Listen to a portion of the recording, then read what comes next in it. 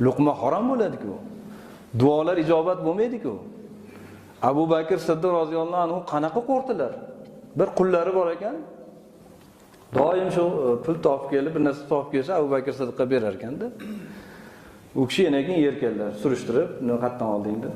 Bir kuni olib kelgan ekan, juda qonlari ochib ketgan ekan shekilli, haligindan bir luqmani og'zlariga solib yutgan ekanlar-da.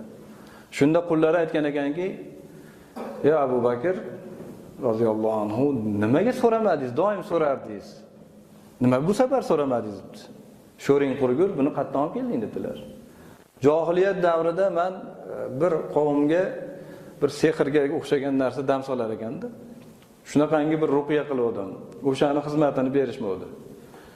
Shuni berib qolishdi, shunga tavom olib keldim degan ekan. Abu Bakr Siddiq tezda qo'llarini tiqqan ekanlar og'zlariga. Tiqib haligini qayd qilib chiqaraman deb chiqarolmagan ekanlar. Qizarib ketganlardan yonlaridagilar suv